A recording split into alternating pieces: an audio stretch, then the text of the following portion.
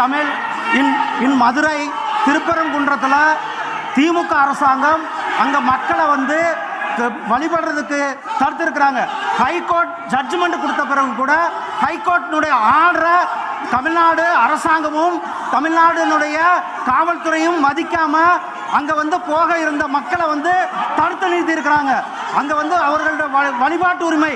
அதற்கு பிறகு மாண்புமிகு மதுரை உயர்நீதிமன்றத்தினுடைய பெஞ்ச் ஆர்டர் போட்ட பிறகு சிஎஸ்ஐ உதவியோட 50 சிஎஸ்ஐ கொண்டுட்டு போயிட்டு அவங்க தீபம் ஏற்ற சொன்னாங்க.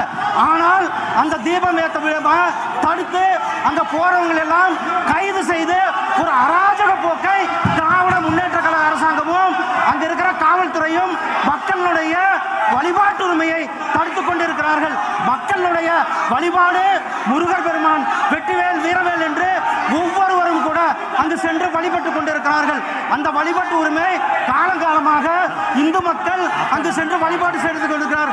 அவர்களுடைய வழிபாட்டு உரிமையை தடுப்பதற்கு திமுக அரசாங்கம் ஓட்டுக்காக, ஓட்டு வங்கி அரசியலுக்காக ஒரு சமுதாயத்தை, குறிப்பிட்ட ஒரு சமுதாயத்தை அவர்கள் தாஜா செய்ய வேண்டும் என்ற போக்கோடு அவர்கள் செயல்பட்டுக் கொண்டிருக்கிறார்கள். சார், இது வந்து திமுக அரசாங்கம் சட்டம் அங்கு வந்து சட்டம் ஒழுங்கு என்பது முழுமையாக சீர்குலைந்திருக்கிறது. திமுக காவல்துறை சட்டம் ஒழுங்கை கையில் எடுத்திருக்கிறது. அங்கு இருக்கின்ற காவல்துறையினர் சட்டம் ஒழுங்கை காப்பாற்றுவதை விட்டுவிட்டு அங்கு வந்து செல்லுகின்ற வழிபாட்டு செல்லுகின்ற மக்கள் மேல ஒரு மிகப்பெரிய ஒரு தாக்குதலை கொடுத்திருக்கிறார்கள்.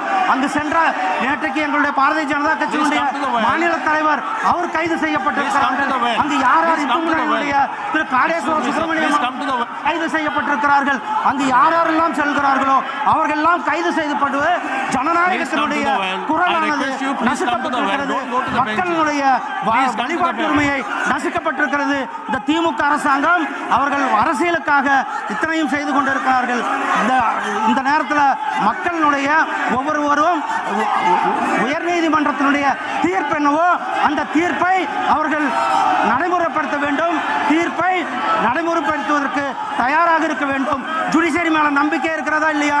ஜுடிஷியரியில சட்டத்தினுடைய ஆட்சி மாண்புமிகு மதுரை உயர்நீதிமன்றம் 2 ஜட்ஜு சொன்ன பிறகும் கூட அவர்கள் அங்கு வந்து மக்களை செல்வதற்கு அனுமதிக்கவில்லை. இது வன்மையாக அவர்கள் திமுக அரசாங்கமாகட்டும், திமுகவுடைய காவல்துறை போலீஸானது திமுகவுடைய முழுமையான கட்டுப்பாட்டில் இருந்து கொண்டிருக்கிறது.